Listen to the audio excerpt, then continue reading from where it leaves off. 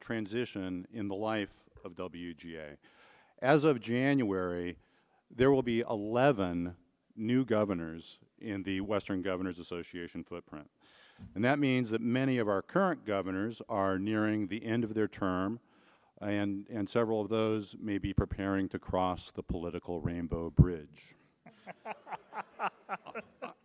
I'm going to vacate my chair on the dais for this next session and listen to the reflections of the departing governors from the audience. But before I do, I want to pay my own brief tribute to those governors who are riding into the sunset.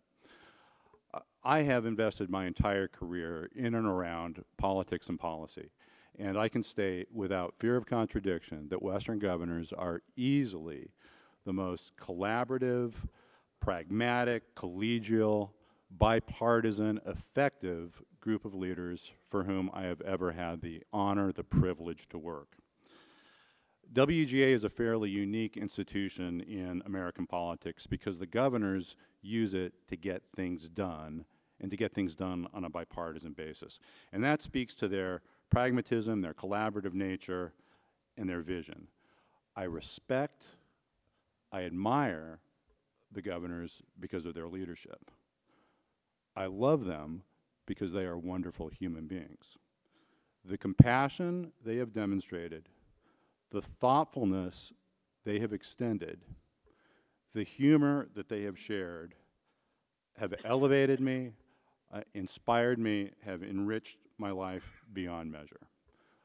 I love my job, and I am convinced that I have the best job in America, and the Western governors are the reasons why. After 6 years in this position, I remain so excited to go to work every day. And my wife and I, Christine, constantly look at each other in open-mouthed wonder and ask, how did this happen? How did we get so lucky? How did we fall into the orbit of these incredible, marvelous, inspiring people? We feel incredibly privileged to know you. Christine's favorite play is Wicked, and there's a line in the song For Good that says, "Who can say if I've been changed for the better, but because I knew you, I have been changed for good." Governor Fallin, Governor Otter, Governor Mead, Governor Daugaard, Governor Sandoval, because we knew you, we have been changed for good. Happy trails to you until we meet again.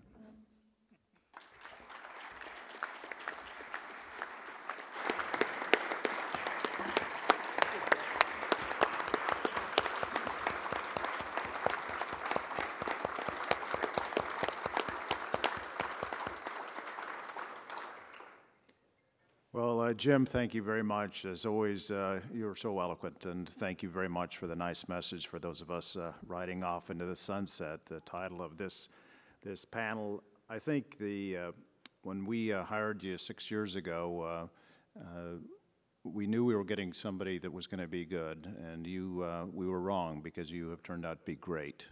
And on top of that, we got a twofer. Christine, your work as well, particularly with the Western Governors Art, has been fantastic. So the two of you, your leadership as a panel here with the governors that are leaving and the governors that are staying, we want to give you one more round of applause for your incredible leadership.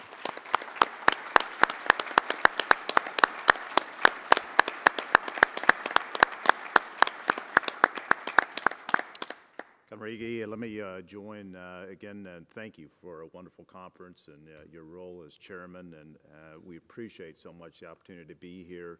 And I also want to, one of the many special things about Western Governors Conferences is the incredible staff Jim has put together, the team. You just feel like the red carpet is rolled out everywhere, and they not only for the courtesy and the warmth, but also for the great substance of the work that they do with our staffs. And so let's give the WGA team a round of applause as well.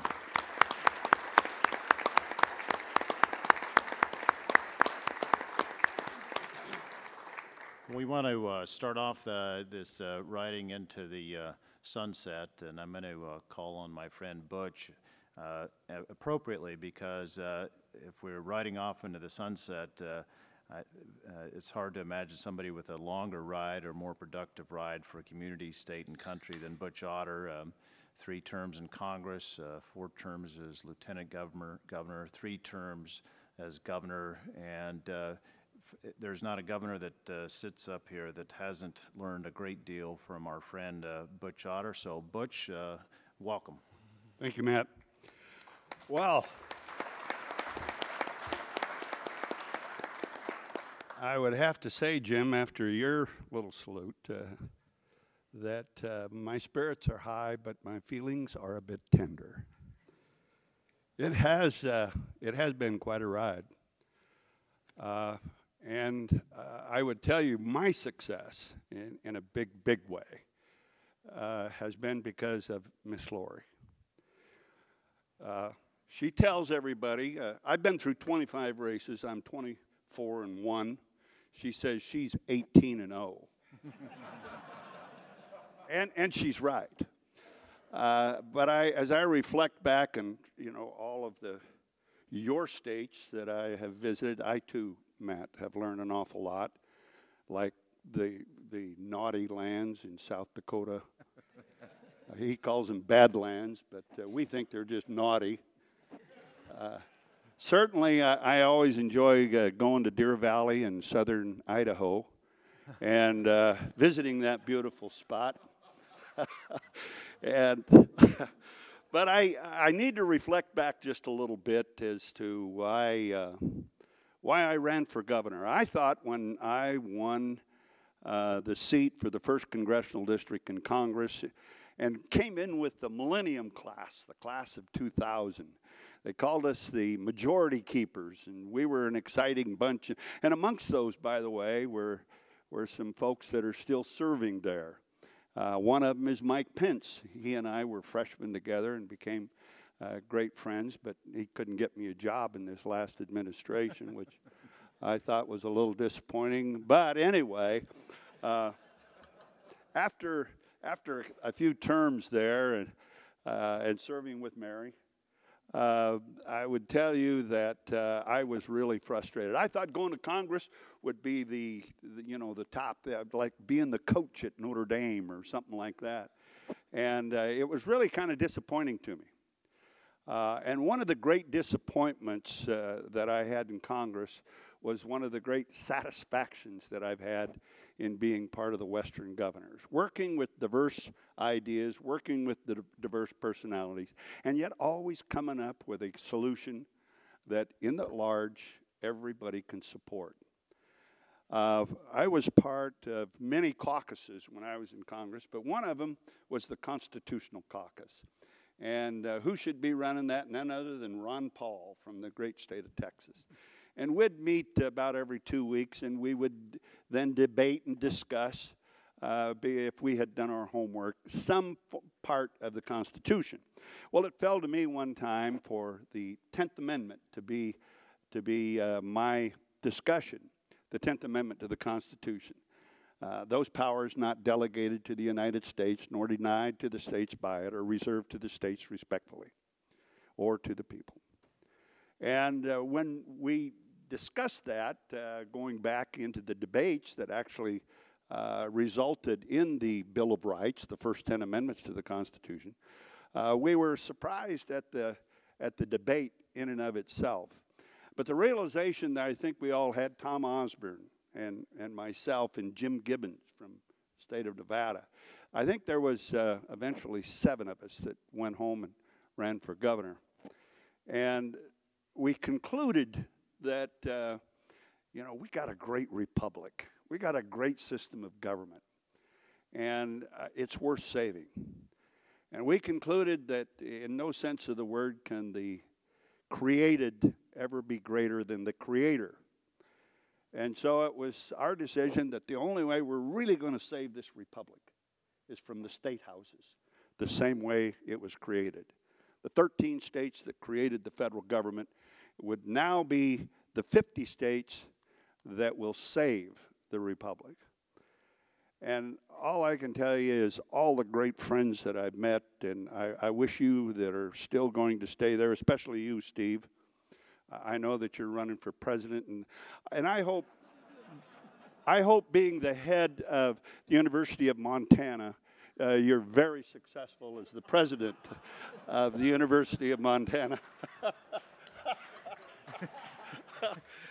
But with that, it has been a great ride. I will always look to my experience with the Western governors and say, I wish those 12 folks that would meet with us in Ron Paul's office every 2 weeks could spend some time with the Western governors. They would see that the republic is in great hands. Thank you.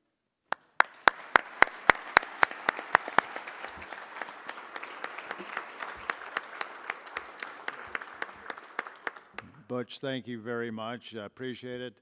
Mary, like Butch, you have served community, state, and country for many years, and it's been a pleasure to be able to work with you because as many Western states, we have a lot in common. And for both you and Butch, you've been on the other side back there in D.C. And so thank you very much for your leadership, and we're eager to hear from you. Thank you, Mary. Well, thank you, Governor. It's a great pleasure to be a part of this organization. And Governor Ige, thank you so much for a wonderful ride into the sunset. You have the most beautiful sunsets here. I can't think of a better way. I was telling my husband earlier, this is our last meeting. Today's our last meeting of ever going to a governor's meeting, and what a great way to be able to spend it. We are actually term limited on January 14th, and I know a lot of my colleagues are term limited on January 7th, so for those of us, many of us, this is our last governor's meeting to ever attend. But it's been a great honor to be here, and what a great time that we've had. And Jim, thank you for your leadership. It's been a great pleasure to work with you over the years. I appreciate you bringing your group to Oklahoma several times. I think we hosted about 3 of those different meetings. You know, the Western Governors Association is a great opportunity to meet with our fellow governors, to meet with all of you that are here as sponsors or companies or organizations, and work together to find the best practices, the best solutions to solve a lot of our state's problems and, frankly, even our nation's problems, and to be able to identify those solutions and to be able to go to Congress and testify on behalf of our governors through this organization, to send letters to our cabinet secretaries, to members of Congress, on particular agency heads, even to the President of the United States. We do that on behalf of our Western states and some of the issues that we talk about at these meetings that we all go to. It's a great organization to really learn, I think, among our own governors that the problems that we face in our states aren't always unique to us. I mean, sometimes as governors you have these big issues that come about and you think, oh my gosh. And then you go to a meeting like this and somebody else is dealing with some type of EPA rule or regulation, or maybe it's disposable water, or it could be endangered species or lesser prairie chicken like we had in some of our states that we worked together. And I remember on that particular issue, lesser prairie chicken was affecting several of our states in our region, and some of us governors came together and worked out a group, sent it up to Washington. They thought it was a pretty good idea coming from our region and those of us that worked on that particular issue. But this group does provide us that opportunity, and it's been a great pleasure to be able to work together. And I want to also say a message, too, about our spouses. My husband's here, Wade Christensen, first gentleman, and the only, of Oklahoma, because I'm the first woman, so.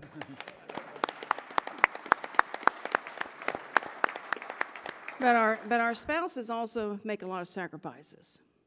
You know, we work a lot of hours. We get a lot of grief at different times. We have a lot of fun things we get to do, a lot of great people we get to meet, but our spouses do devote a good portion of their time and make sacrifices. So to all the spouses, thank you for letting us have this opportunity to serve, and our children too. I know there are several of you brought your children here.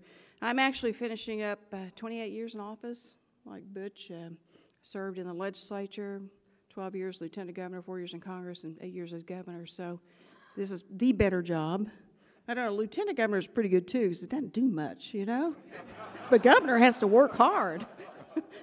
And many of us, Governor Herbert, the Governor Daugaard, and then, of course, you, we were all lieutenant governors together, different times. So many of us have served together for over 20 years together.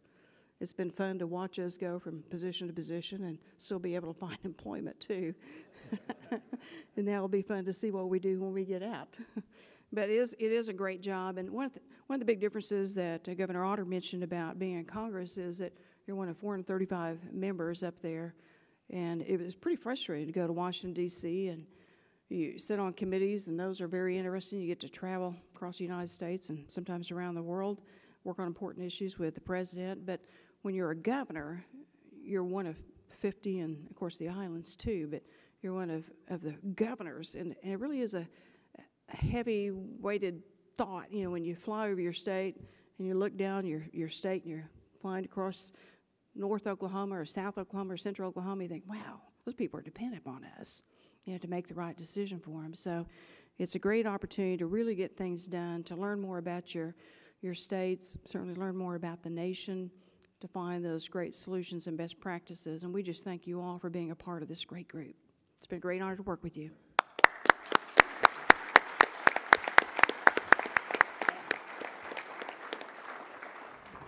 Thank you, Mary. Well said. And to the first gentleman from Oklahoma, my wife tells a story about, I think it was his first meeting with the governor's first ladies and the first gentleman, and the salad came, and he was looking after the salad, when's the meat coming? And the meat never came at the first.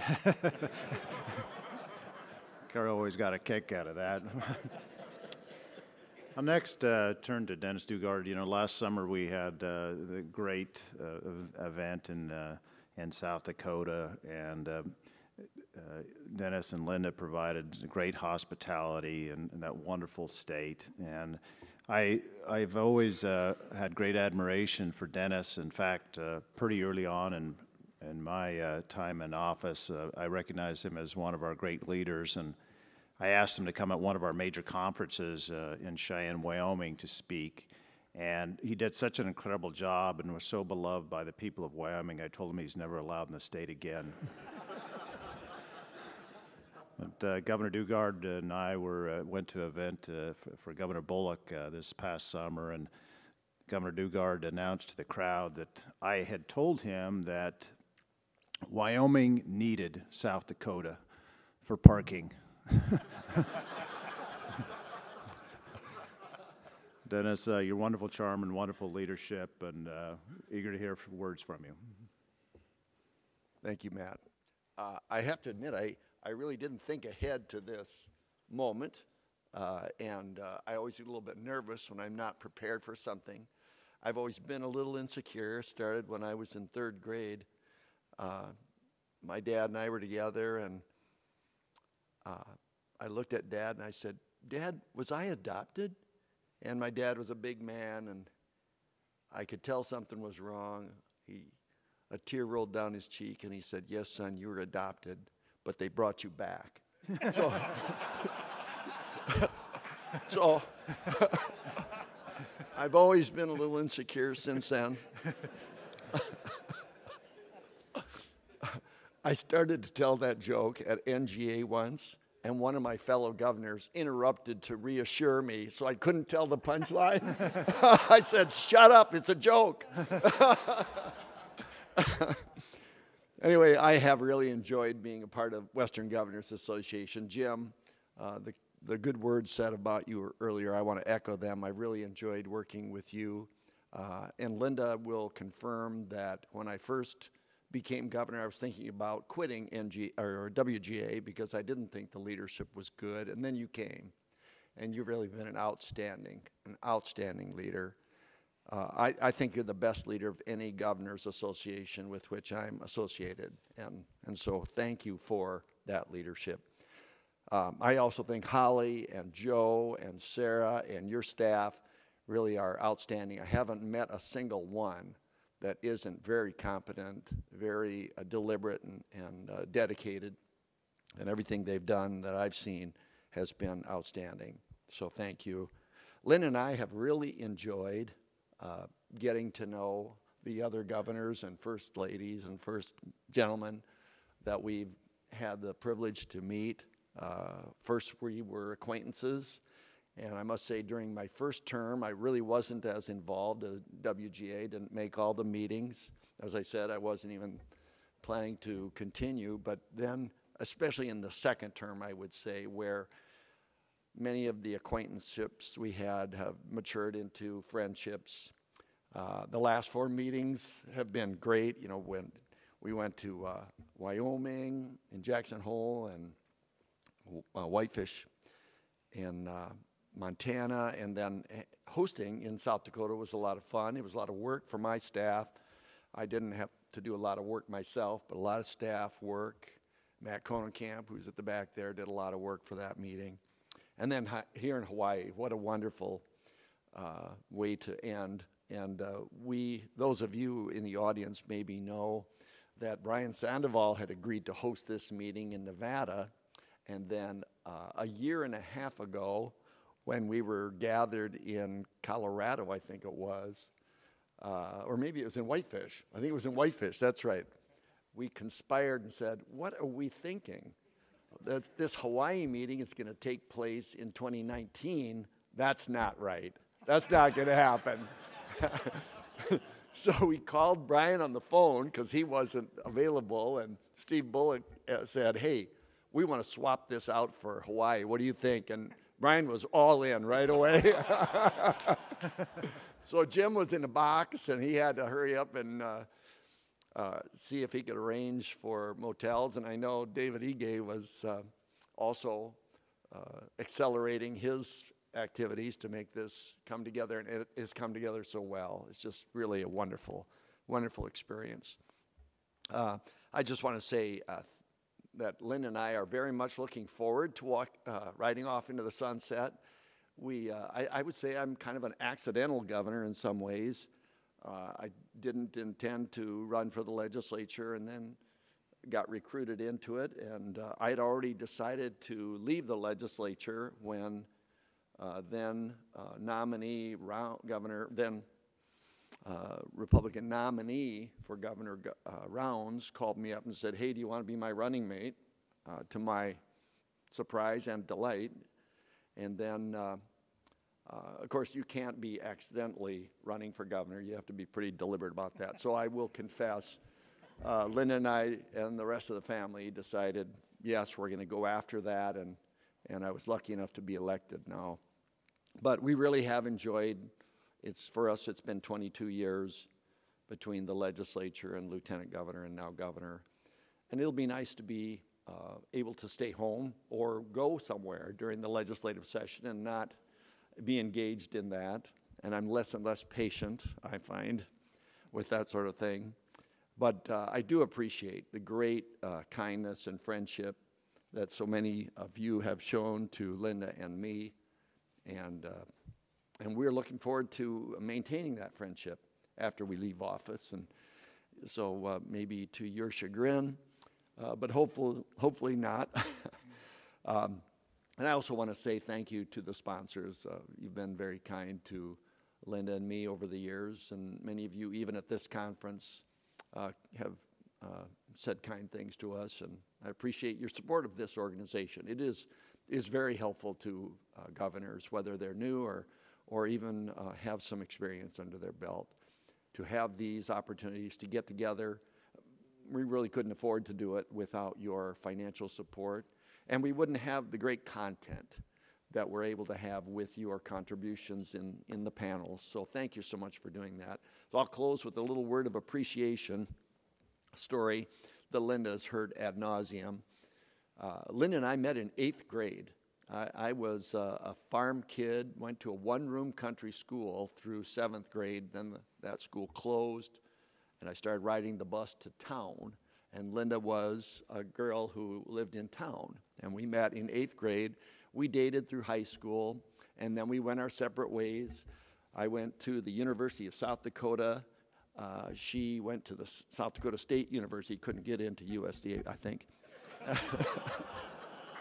All in fun, all in fun. But anyway, we went our separate ways. We dated other people. I moved to Chicago. She moved to Minneapolis and then to California. and we dated other people, and then we ended up getting back together. We'd always seen each other over the holidays when we'd come home to visit our families, and we ended up striking a relationship up again, and we ended up getting married here. It's been 37 years ago now.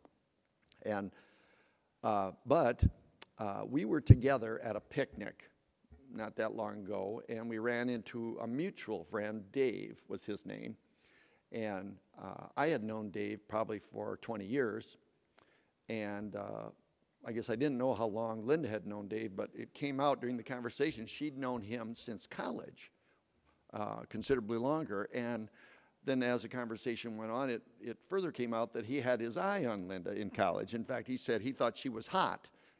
And I thought that was sort of inappropriate since I was her husband right there, Dave. Anyway, it made me think, that made Linda feel good. And shame on me. Here I am, a husband of 37 years, and I don't appreciate what I've got sometimes. And so I said, I'm going to do better tonight when we're alone. We were alone that night, and I said, Linda, I sometimes don't show the appreciation I feel for you, and I know I'm lucky you married me. And she said, that's right, if I'd married Dave, he'd be governor now. So, so I do appreciate you, honey, and I appreciate WGA. Thank you. Thank you so much, Dennis. Before I turn over to Governor Sandoval, with so many of us leaving, we think about the future of WGA, and I know it is in great hands with Jim's leadership and Mr. Chairman with your leadership. And Kate, I think about the first time, you will remember this, Kate had just recently become governor of Oregon, and I flew out to meet her because I knew she wanted to talk to me about coal, because I was assured she loved coal as much as I did. And as you know, we have probably different perspectives on that, but it's another example of her gracious way and the nature of Western governors. She greeted me, and we had a great conversation. And as you know, just even yesterday, Jim, as we listened to panels, we would agree or disagree, but there's much more that we have in common. And I think about Gary Herbert. I remember I was just becoming governor, and I was watching Gary Herbert, and he gave a little talk on a panel in Utah. And I was listening to him talk, and it really almost made me want to just I am in the wrong job, because I listened to Gary Herbert, and I'm like, I do not have his qualifications. And Gary, you have, we are so appreciative of your long tenure here. And Gary's always been a champion of Western governors, and he talks about the common sense nature of Western governors, and that's always stuck with me. And Governor Bullock, I just want to tell you, it's been a blast being with you, and we so much appreciate the opportunity when we have lawsuits against one another that Wyoming always wins, and and that does. And I don't know, as Butch said, what your future plans are. I told Carol this morning that I was going to run for president of our household, and she said the job's already taken, so I don't know. And Governor Burgum, I really appreciate, you've brought a unique perspective to Western governors, your technology background and your deep intuition on technology and innovation has been such a great thing. And with all of you, the friendships have been remarkable. And Governor Sandoval, I first took note of you. Governor Sandoval, as some of you may know, he had what is often referred to as the best job in the world. He was a federal district court judge, which is a lifetime appointment, lifetime money. Everybody's scared of you. And he left that job that is coveted by so many attorneys, and only the few excellent ones get to hold that position. He left that job because he thought he had a greater role for the people of Nevada and the country by serving as governor. And so I have the greatest admiration for you, Brian, and we're eager to hear from you. Thanks, Matt, and thank you, everybody, for the opportunity to be here. It's so wonderful to listen to each of my colleagues, and it really brings a lot of memories back to the forefront. But Now, Governor Ige, I want to thank you again for hosting. Other than Lake Tahoe, this is my favorite place on earth. I mean, it's just a wonderful, wonderful place, and this has been a wonderful conference, and it truly is. What a great way to finish with such great friendships. And Jim, I want to thank you and everybody at WGA. I mean, there's not a magic wand that brings all these conferences together and puts together these binders and does this research for us and helps with the initiatives of each of the chair people, and just the friendliness that the staff provides and the patience, I guess, you have for all of us really goes a really long way. And I've really appreciated our opportunities to have private conversations. I appreciate every time a letter goes to each one of us, there's a private note on each one, and I always read those. And, you know, that really speaks to you and speaks to your character, and really seeing how these meetings have evolved and really become a centerpiece, and I think a model for governors' meetings. We all have the opportunity to serve on respective governors' associations, or at least be introduced to them, and I think I agree with a lot of the other governors. There's none like this. There really isn't any like this. And for all of you as sponsors, thank you. It isn't left on me that we don't get to do this without your financial support and your attendance. And I've made a lot of friends with all of you, and I do, as well as Dennis talked about, appreciate the kind words. You know, for me, the best memories are some of those private moments of conversations or outings or experiences that we've had where you kind of put down your guard and really have those really special moments with each one of you. It really is central to our ability to do all this. Yeah, and I guess I kind of have a story like Dennis. As a little boy, I grew up on a little sheep farm, and it was unimaginable to me that I would get to serve as governor of our state and to be able to have a public service career that I have had the privilege of having. And I tell people my first job was cleaning sheep pens, and that it was really good practice for what I do now.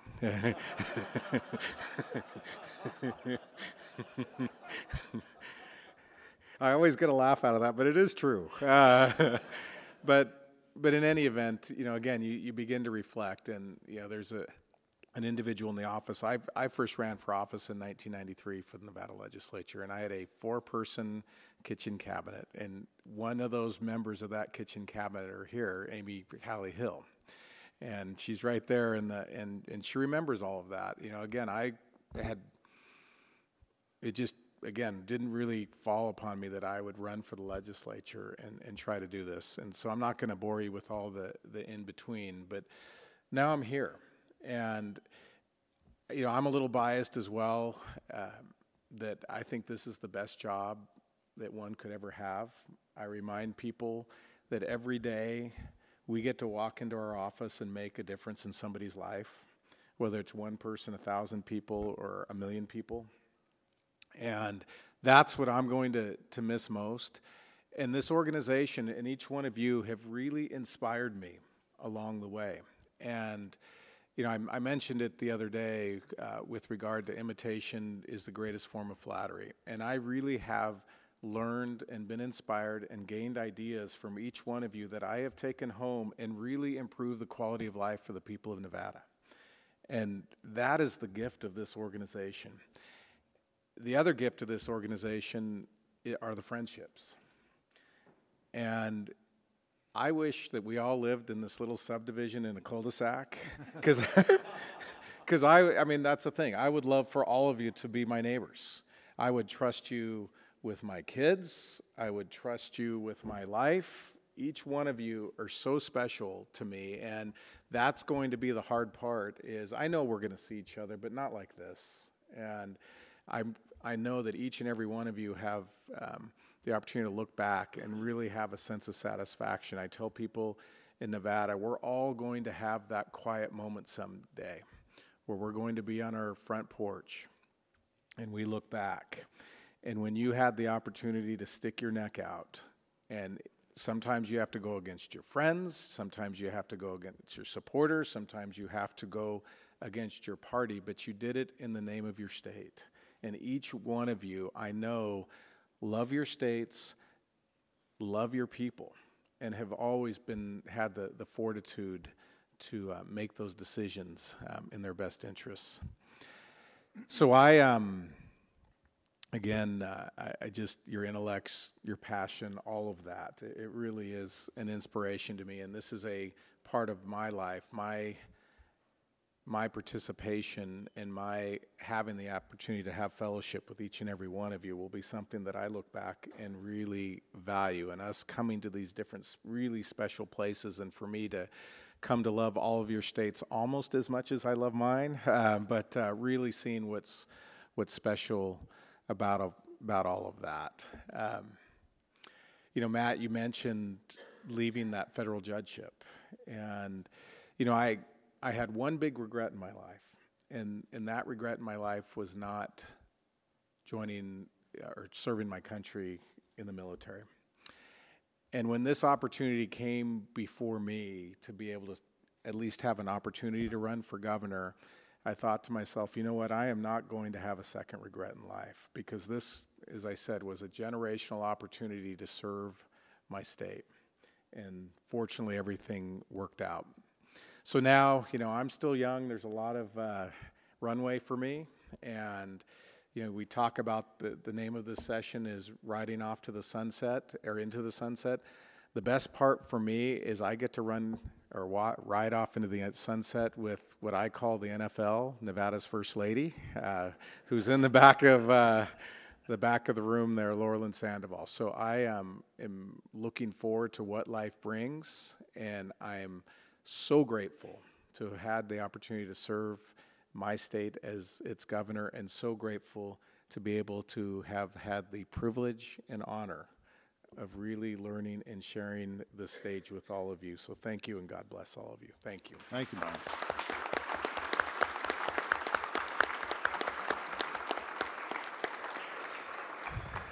Well, thank you all for sharing that, and I'll just share a few thoughts as well. Again, Jim, and to the sponsors and all of you who attend, thank you. And over the 8 years, so many of you become friends, and it is a unique organization in that not only the relationship we governors have with one another, which are true friendships, but the friendships we have with so many of you. So thank you for that. So my thoughts are this. When I was first running for office, I'd never run for office before, and the night of the election, I was with my family, including my dad. My dad had he says it's a 9th grade education, but you actually have to finish 9th grade to get a 9th grade education. And he is sort of a crusty rancher, and you know, the two things that he was most suspicious of in life were lawyers, and I'm a lawyer, and politicians. And so after the vote came in, it was primary night, and because we're such a Republican state, if you win the primary, you're almost certain to win the general. So after it was clear I was going to win on primary night, sort of late in the night, he turned to me and he said, "Matt, I don't know how you're going to get out of this now." He thought there was some exit ramp that I wouldn't make this happen. But, and then I reflect upon my wife, Carol, joked at this annual big convention we had in November in Cheyenne. She was giving a speech, and she said that, you know, a couple things for us. One, as of this fall, we're empty nesters. And two, Matt's going to be unemployed. Will somebody please find Matt a job? And some in the crowd apparently thought she was serious and talked to her after she spoke, and they said, "Well, what are his qualifications?"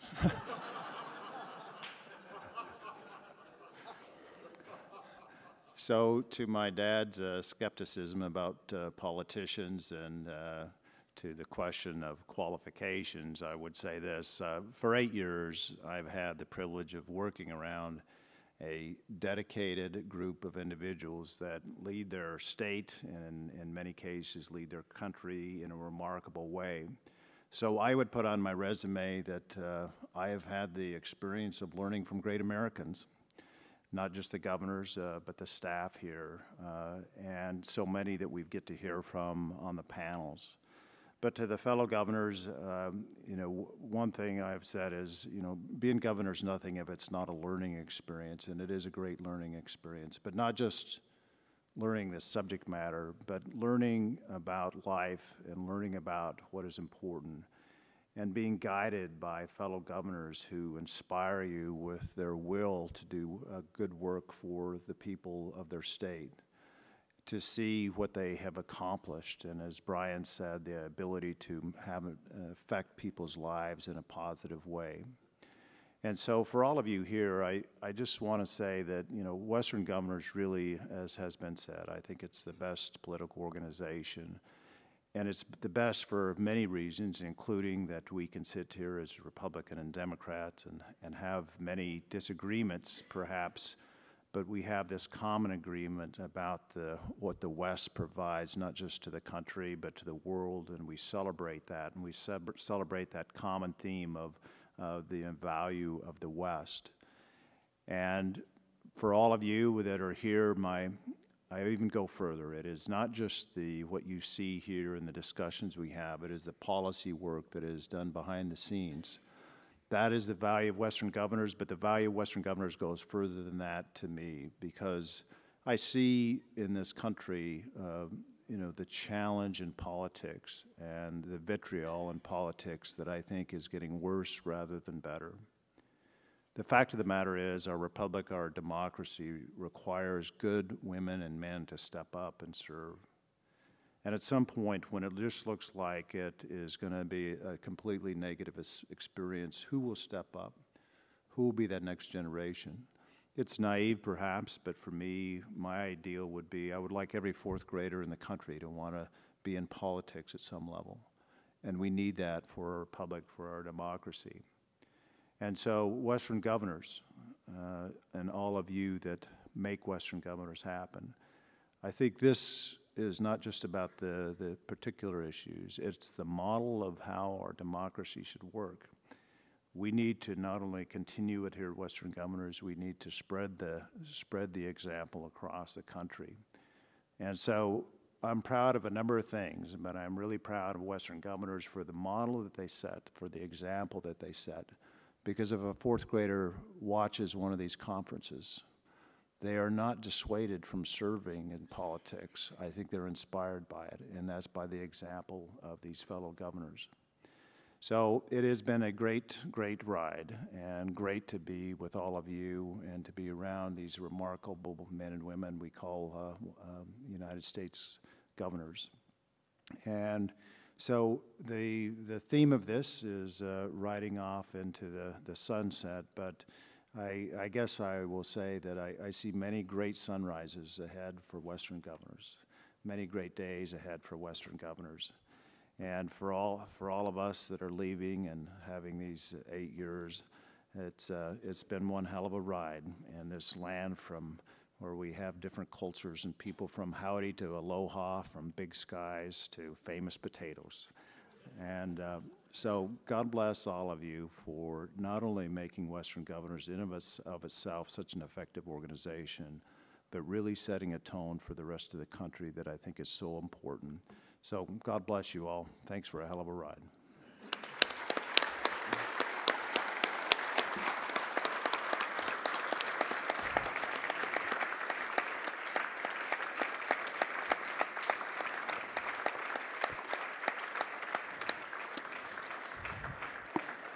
Governor Bullock, I'm going to turn it over to Governor Bergen, but first I knew you wanted a little bit of time. Governor Bullock, the floor is yours. Yeah, just briefly, not that I wanted the last word on Butch. But, you know, I think when, like, our kids were little, like when a fish died or another challenge, you try to console by talking about sort of the circle of life, that even through challenges, through ups and downs, somehow we move forward to progress. And from A governor who's not quite leaving yet. This meeting's bittersweet in many respects because the governors that are departing in January have become not just colleagues but also mentors and friends. As you might imagine, a governor's peer group is pretty damn small. There's not that many people you can call on, but in all truth that I've learned and relied upon each of the departing governors at one time or another. So like that circle of life, certainly change is inevitable, but change isn't always that easy. A couple of years ago, WGA put together this bumper sticker that said bipartisanship happens.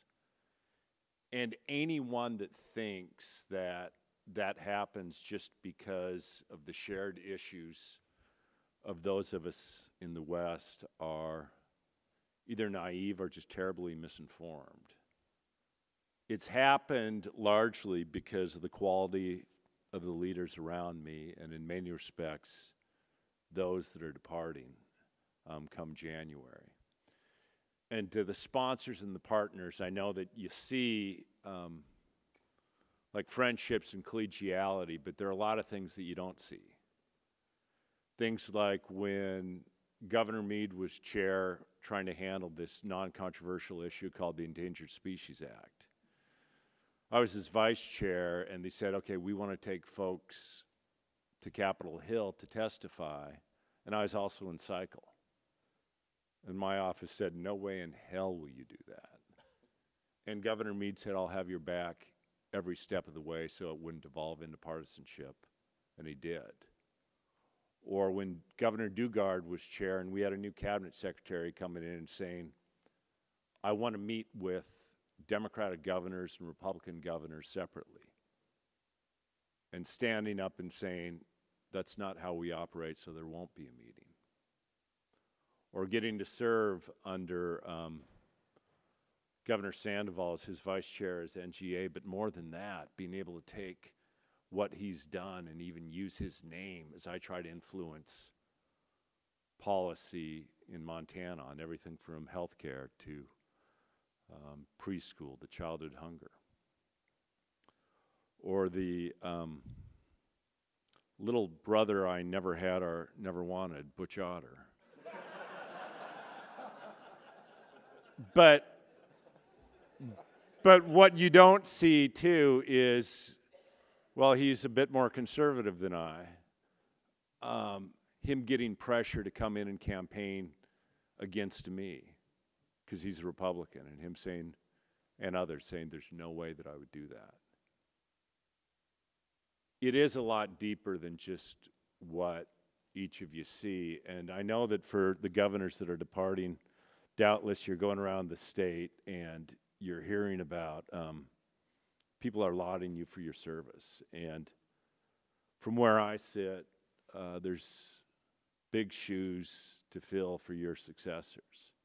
And it's not just your policy accomplishments. It's fundamentally the way that you've governed with conviction and respect, humility, and thoughtfulness. And we don't always see that at this time. So as I guess you ride off into the sunset, not only will I treasure the friendships, but I hope that you know that you have fundamentally impacted both the way that I've been able to lead, but the person I am. So happy trails, and with that, roll the video.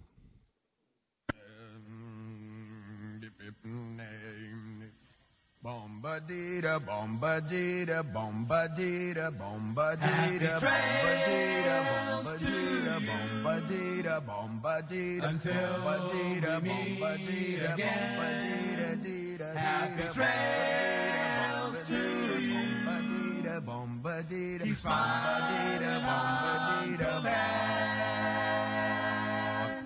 Who cares about the clouds when we're together? Just sing a song and think about sunny weather.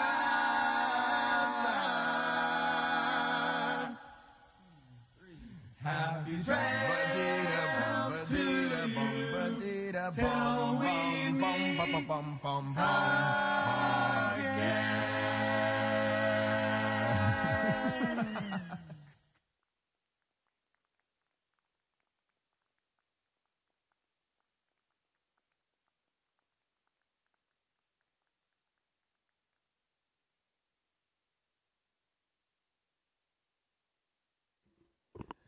Thank you. And I want to, we have talked about bipartisanship, and we talk about working together, and one of the things we get to do is pass resolutions together in that bipartisan way. But before I jump into that, I also want to just say thank you to all the departing governors that are here. I want to thank you for your vision, for your leadership, for your passion, your intellect, for your willingness to serve. I think what Brian said was really true, that these are jobs where we can make a difference in people's lives every day, and I know all of you know that. I know all of you have done that. And I also want to just to also acknowledge all the departing governors for your courage and your risk-taking as demonstrated right here by letting Governor Bullock have the last word on a panel when he's not even leaving. But you guys are courageous. But I think bipartisanship never looked better than this morning at breakfast when Governor Bullock was wearing a North Dakota State Bison jersey. So I think that was That hurt, Gov. Yeah, that was great. And I do think Governor Ige too. And I know maybe it was Jim that picked this slide of the riding into the sunset, but I was